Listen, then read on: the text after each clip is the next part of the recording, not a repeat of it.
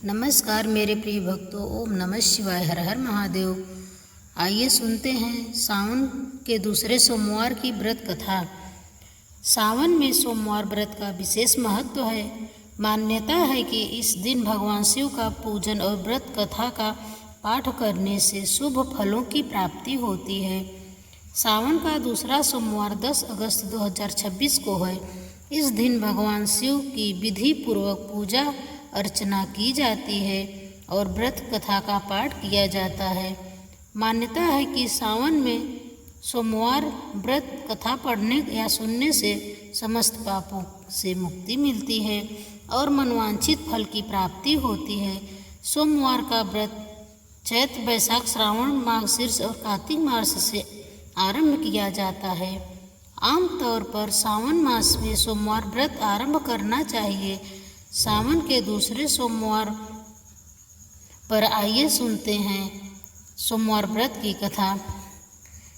एक समय में एक बहुत धनवान साहूकार रहता था। उसके पास धन का अभाव नहीं था, लेकिन संतान नहीं होने के कारण वह बहुत दुखी था।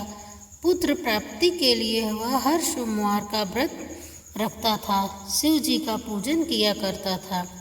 शाम के समय शिव मंदिर में दीपक जलाया करता था। उसके भक्ति भाव को देखकर एक दिन भगवान शिव से पार्वती माता ने कहा कि हे प्रभु, यह साहूकार आपका परम भक्त है, आपका व्रत करता है और सदैव आपकी पूजा करता है। आपको इसकी मनोकामनाएं पूर्ण करना चाहिए। भगवान शिव ने कहा कि हे पार्वती, यह संसार में कर्म क्षेत्र है। किसान खेत में जैसा बीज बोता है वैसा ही फल काटता है। उसी तरह मनुष्य इस संसार में जैसा कर्म करते हैं वैसा ही फल भोगते हैं। माता पार्वती ने आग्रह करते हुए कहा, हे प्रभु, जब आपका परम भक्त है और उसे किसी प्रकार का दुख है तो उसे अवश्य ही दूर करना चाहिए। माता पार्वती का आग्रह देखकर भगवान शिव ने कहा, हे पार्वती, इसका कोई पुत्र नहीं है।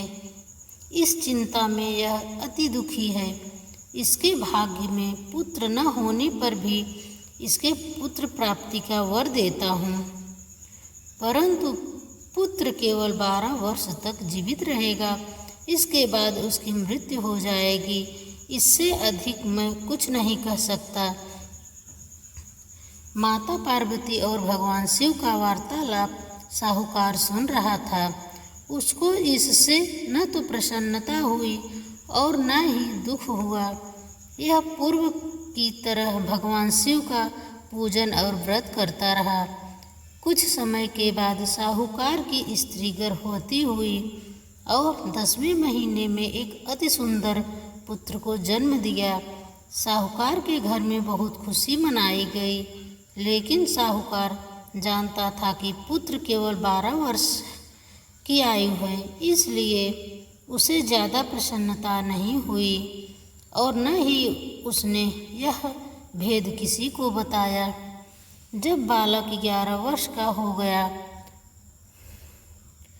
तो उसकी माता ने उसके पिता से उसका विवाह करने के लिए कहा। साहूकार ने कहा कि अभी मैं इसका विवाह नहीं करूँगा, अपने पुत्र को काशी पढ़ने के लिए भेजूँगा। साहूकार ने बालक के मामा को बुलाकर बहुत सारा धन देकर कहा, तुम बालक को काशी पढ़ने लेकर जा सकते हो और रास्ते में जिस स्थान पर भी जाओ, यज्ञ करने, ब्राह्मणों को भोजन कराते और दक्षिणा देते हुए जाना। दोनों मामा और भांजे यज्ञ करते हुए और दान करते हुए काशी की ओर चल पड़े। रास्ते में एक शहर पड़ा। उस शहर में राजा की कन्या का विवाह था, लेकिन जो राजकुमार विवाह करने के लिए आया था वह एक आंख से काना था। राजकुमार के पिता को इस बात की चिंता थी, कहीं राजकुमार को देखकर राजकुमारी और उसके विवाह से इनकार न कर दे। राजकुमार के पिता ने सेठ के अति सुंदर पुत्र को देखा तो मन में विचार किया कि क्यों ना इस लड़के से वर का काम चलाया जाए। ऐसे मन में विचार करते हुए राजकुमार के पिता ने उस लड़के और उसके मामा से बात की। वे राजी हो गए। फिर उस साहूकार ने लड़के को वर के कपड़े पहनाकर और घोड़ी पर बैठाकर कन्या के द्वार पर ले गए। सभी काम प्रसन्नता पूर्वक हो गया। राजकुमार के पिता ने सोचा कि अगर विवाह कार्य भी इसी लड़के से करा दिया जाए तो क्या बुराई है। ऐसा विचार कर लड़के और उसके मामा से कहा, अगर आप फेरों और कन्यादान के काम को करा दे तो आपकी बड़ी कृपा होगी। इसके बदले आपको बहुत सारा धन दूंगा। दोनों सहर्ष स्वीकार किया। विवाह कार्य बहुत अच्छी तरह से संपन्न हुआ। सेठ का पुत्र जिस समय आने लगा तो उसने राजकुमारी की चुनरी के पल्ले पर लिख दिया कि तेरा विवाह मेरे साथ हुआ है, लेकिन जिस राजकुमार के साथ तुमको भेजेंगे वह एक आँख से काना है। मैं काशी पढ़ने जा रहा हूँ। सेठ के लड़के जाने के बाद जब राजकुमारी ने अपनी चुनरी पर ऐसा लिखा पाया तो उसने काने राजकुमार के साथ जाने से मना कर दिया। उसने सारी बात अपने पिता को बताई और कहा कि यह मेरा पति नहीं है। राजकुमारी के पिता ने भी अपनी कन्या को विदा नहीं किया और बारात वापस लौट गई। उधर सेठ का लड़का काशी पहुंच गया। वहां जाकर मामा ने यज्ञ करना और लड़के ने पढ़ना शुरू किया। जब लड़के की आयु 12 साल की हो गई उस दिन उन्होंने यज्ञ रखा। लड़के ने अपने मामा से कहा, मामा जी मेरी तबीयत ठीक नहीं है। मामा ने कहा, अंदर जाकर सो जाओ। लड़का अंदर जाकर सो गया और थोड़ी देर में उसके प्राण निकल गए। जब उसके मामा ने जाकर देखा तो उसका भांजा मृत पड़ा है तो उसको बहुत दुख हुआ। मामा ने सोचा, अगर अभी रोना शुरू करूँगा तो यज्ञ का कार्य अधूरा रह जाएगा। उसने जल्दी से यज्ञ का कार्य समाप्त किया। ब्राह्मणों के जाने के बाद उसने भांजे के जाने का विलाप शुरू कर दिया। उसी समय भगवान शिव और माता पार्वती भी उधर से जा रहे थे। जब उसे जोर से रोने की आवाज़ सुनी तो पार्वती जी ने कहा, प्रभु कोई दुखिया रो रहा है, इसके कष्ट दूर करो। जब शिव पार्वती वहां पहुंचे तो देखा लड़का मृत पड़ा है।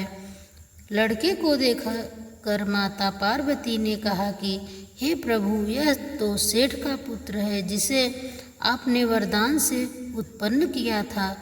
भगवान ने कहा कि हे देवी, यह अपनी आयु भोग चुका है। तब माता पार्वती ने कहा कि हे महाराज, आप लड़के को आयु का वरदान दीजिए, वरना इसके माता पिता विलाप करते करते प्राण त्याग देंगे। भगवान शिव के आशीर्वाद से लड़का जीवित हो गया। शिक्षा पूरी होने के बाद लड़का अपने मामा के साथ रास्ते में यज्ञ और दान दक्षिणा करते हुए घर की ओर चल पड़ा। रास्ते में वही शहर पड़ा जहाँ उस लड़के का राजकुमार के साथ विवाह हुआ था। वहाँ आकर उन्होंने यज्ञ करते हुए देखा। उस लड़के ससुर और राजा को देखा तो उसका स्वागत किया। राजा ने बहुत सारे दास दासियों के साथ अपनी पुत्री राजकुमारी को विदा किया। जब वे शहर के निकट आए तो मामा ने कहा कि मैं पहले तुम्हारे घर जाकर माता पिता को यह खबर देता हूँ। जब लड़के का मामा घर पहुँचा तो देखा कि लड़के के माता पिता घर की छत पर बैठे थे। उन्होंने यह प्रण किया था कि अगर उनका पुत्र सकुशल लौट आया तो राजा खुशी से नीचे आ जाएंगे, वरना छत से गिरकर अपना प्राण त्याग देंगे। जब उस लड़के के मामा ने घर आकर यह समाचार दिया कि उनका पुत्र वापस लौट आया है तो उन्हें विश्वास नहीं हुआ। सेठ सेठानी आनंदपूर्वक नीचे आए। बाहर आकर उन्होंने अपने पुत्र और उसकी पत्नी का स्वागत किया। सभी आनंदपूर्वक रहने लगे। अगर ये कहानी आपको अच्छी लगी तो चैनल को सब्सक्राइब कर लो। ऐसे ही धार्मिक वीडियो को देखने के लिए आपका बहुत ही धन्यवाद।